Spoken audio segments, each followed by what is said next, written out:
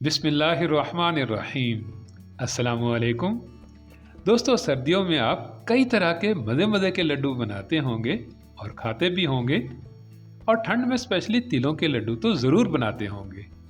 तो मैंने भी आज सफ़ेद तिल के ही लड्डू बनाए हैं। लेकिन दोस्तों, इन लड्डुओं की ख़ास बात यह है कि ये सूखे सूखे से नहीं बने हैं। इनमें मैंने एक दो इंग्रेडिएंट का इजाफा किया है और थोड़ा बनाने का तरीका भी चेंज किया है। तो ये हार्ड से नहीं बने हैं, नर्म नर्म से, सॉफ्ट से बने हैं। बच्चे भी खा सकते हैं और बड़े बुजुर्ग भी ले सकते हैं। अब दोस्तों, ये तो आपको पता ही है कि इसमें देसी गुड़ डलेगा, सफ़ेद तिल तो होंगे ही, और घी भी शामिल होगा। अब जितने मैंने तिल लिए हैं उनके बराबर में ही देसी गुड़ लिया है। आधा किलो तिल लिए हैं तो आधा किलो ही मैंने गुड़ लिया है। इसके अलावा और क्या क्या डाला है ये तो मैं आपको आगे चलकर बताऊंगा। अभी तो हमने शुरुआत तिलों को ड्राई रोस्ट करने से ही करनी है। वजह उसकी ये है कि एक तो ये काफ़ी सारे हाथों से होकर ही हम तक पहुंचते हैं, दूसरा ठंड की वजह से ये थोड़ी नमी पकड़ लेते हैं, मॉइस्चराइजिंग सी आ जाती है इनमें। तो इनको थोड़ा सा ही ड्राई रोस्ट करने से नमी रिमूव हो जाती है, और ऑयली होने की वजह से, हीट लगने की वजह से ये थोड़े से फूल भी जाते हैं। अब ड्राई रोस्ट करने के लिए आपको बहुत ज़्यादा तो भुनना ही नहीं है इन्हें, बस 1-2 मिनट में ही आपको इनके गर्म होने की खुशबू आने लगेगी। तो बस फिर इन्हें आपने निकाल लेना है।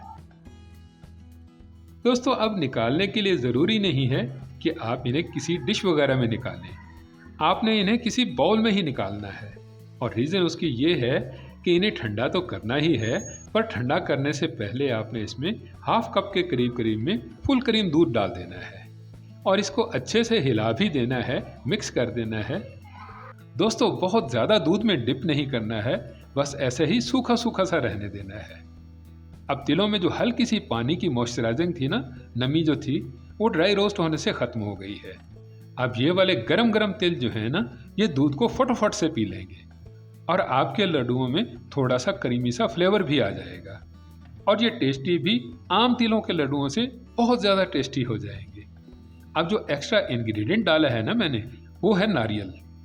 नारियल में दोस्तों एक तो काफ़ी सारे विटामिन्स होते हैं, मिनरल्स होते हैं, जो बच्चों बड़ों सबकी ही हेल्थ के लिए बहुत ज़्यादा फ़ायदेमंद होते हैं। सिर्फ नारियल के सेपरेट लड्डू भी बनते हैं, और उन लड्डुओं में ये वाला नारियल पाउडर डाला जाता है। और इस वाले नारियल पाउडर में से दोस्तों नारियल का तेल निकला हुआ होता है, तो इसलिए मैंने फ्रेशली ही नारियल को ग्रेट किया है। अब ग्रेट करने के लिए भले आप मोटा मोटा सा ग्रेट कर लीजिएगा या छोटा छोटा सा ग्रेट कीजिएगा, मतलब जैसा भी हो, कद्दूकश किया हुआ भी चलेगा। दोस्तों, अब आप देख सकते हैं कि इस वाले ग्रेट किए हुए नारियल में नारियल का तेल भी साथ में ही है, जो टेस्ट के साथ साथ में आपको हेल्थी न्यूट्रिशन भी देगा। अब आप इस वाले ग्रेट किए हुए नारियल को भी चाहें तो ड्राई रोस्ट कर सकते हैं, अदरवाइज ये ऐसे भी ठीक रहेगा। अब ये थोड़े से ही काम करके आपने आ जाना है पकाई की तरफ। तो पकाने के लिए बस ये 2 चम्मच के करीब करीब ही आपको घी चाहिए होगा। अब घी आपके पास देसी हो तो क्या बात है, ना हो तो आप ये मेरी तरह से नॉर्मल घी भी डाल लीजिएगा, ये भी बेस्ट रहेगा। अब इस गरम गरम घी में डाल देना है आपने देसी गुड़। दोस्तों, ये देसी गुड़ है, थोड़ी रंगत इसकी डार्क है, लेकिन ये चीनी वाला गुड़ बिल्कुल भी नहीं है। ये मैंने छोटा छोटा सा कर लिया था, आप भी ऐसे ही कर लीजिएगा, नहीं तो काफ़ी देर लगेगी गुड़ को पकने में। दोस्तों, गुड़ की चाश बनाने में वैसे तो कोई टेक्निक नहीं है, बहुत ही आसान है, लेकिन अगर आप इसमें थोड़ा सा पानी डाल लेंगे ना, तो गुड़ जल्दी से मेल्ट हो जाता है। और पानी आपने चम्मच के हिसाब से ही डालना है, बहुत ज़्यादा पानी नहीं डालना है, बस ये 2 चम्मच के करीब करीब में पानी काफ़ी रहेगा। और आप देख सकते हैं कि पानी डालते ही गुड़ जो है ये जल्दी से घुलने लग गया है। अब आपने फ्लेम को बिल्कुल लो फ्लेम पर कर देना है। गैस को जितना कम से कम कर सकते हैं ना, उतना ही कम कर दीजिएगा। ज़्यादा हाई फ्लेम दोस्तों बिल्कुल मत कीजिएगा, नहीं तो चाश आपकी नीचे लग जाएगी। और अब चाश को दोस्तों बस 1-8 मिनट के लिए ही आपने पकने देना है, और पकी हुई चाश को चेक ज़रूर कर लेना है कि ये कच्ची है या पक गई है। और चेक करने का बेस्ट तरीका यही है कि पानी में गरम गरम चाश को डालेंगे ना, तो ये मेल्ट नहीं होगी, और थोड़ा सा दबाने से ही इजीली टूट जाएगी। ये देखिए, ये बिल्कुल इस तरह से। अब चाश हमारी बहुत अच्छे से पक गई है, तो अब डाल देने हैं हमने इसमें दूध में भिगे हुए सफ़ेद तिल।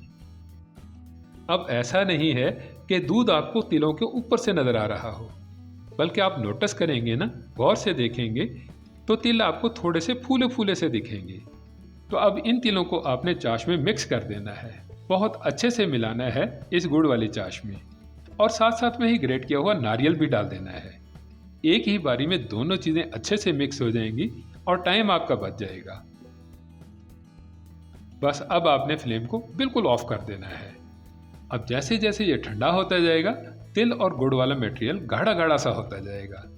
लेकिन दोस्तों, आपने इसको बहुत ज़्यादा थिक होने से पहले ही ये 4-5 सब्ज़ इलायची कूट लेनी है। अब इस इलायची का छिलका तो मैं चाय में ही डालकर पीता हूँ, और अंदर का पिसा हुआ इलायची का बीज जो है वो इस लड्डुओं के मटेरियल में शामिल कर दूंगा। दोस्तों, फ्रेश इलायची की खुशबू वैसे तो बहुत तेज़ होती है। आपके पास अगर इलायची पाउडर हो तो आप वो भी डाल सकते हैं। अब आपने इस तेल वाले गुड़ वाले मटेरियल को किसी डिश वगैरह में निकाल लेना है। दोस्तों, कढ़ाई में इसे ऐसे ही मत पड़ा रहने दीजिएगा। कढ़ाई काफ़ी मोटी होती है और काफ़ी देर तक गर्म रहती है, तो आपका परफेक्टली बना हुआ लड्डुओं का मटेरियल नीचे भी लग सकता है। अब दोस्तों, लड्डू बनाने के लिए आपने हाथों को घी से ग्रीस कर लेना है। घी को ऐसे दोनों हाथों पर मल लेना है ताकि गुड़ की जो चिपकन है वो आपके हाथों पर ना लगी रहे, और अंदाजे से ही आपने लड्डू बेलना शुरू कर देने हैं। दोस्तों, ये बहुत इजी हैं, आसानी से बन जाते हैं।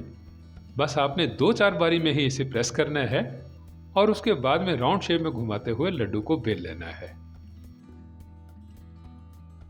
दोस्तों, अगर आपसे लड्डू छोटे बड़े बनते हों, एक जैसे न बनते हों, तो आप किसी भी चम्मच वगैरह को पैमाना बना सकते हैं। चम्मच में एक जैसा मटेरियल डालने से लड्डू आपके इक्वल बनेंगे, बिल्कुल परफेक्ट बनेंगे। दोस्तों, मैंने ये आधा किलो तिलों से करीब करीब 2 दर्जन से भी ज़्यादा लड्डू रेडी कर लिए हैं। और ये वाले तिल के लड्डू बाजार जैसे बिल्कुल भी नहीं है। ना ही ये बहुत ज़्यादा सख्त हैं और ना ही ये सूखे सूखे से बने हैं, बल्कि ये अंदर तक से नरम हैं, सॉफ्ट बने हैं।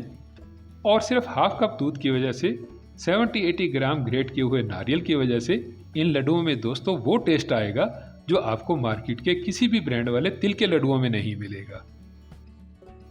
दोस्तों, आप मेरे इस आसान से तरीके से सिर्फ 2 एक्स्ट्रा इंग्रेडिएंट के मिलाने से ही बहुत ही लजीज, मज़ेदार, डिलीशियस किस्म के तिल के लड्डू आसानी के साथ घर पर ही तैयार कर सकते हैं। वीडियो पसंद आई हो तो वीडियो को लाइक कीजिएगा, इसे अपने दोस्त अहबाब में शेयर कीजिएगा। मज़ीद मज़े की रेसिपीज़ के लिए मेरे चैनल को सब्सक्राइब कीजिएगा। मिलते हैं नेक्स्ट वीडियो में, तब तक के लिए अल्लाह हाफिज़।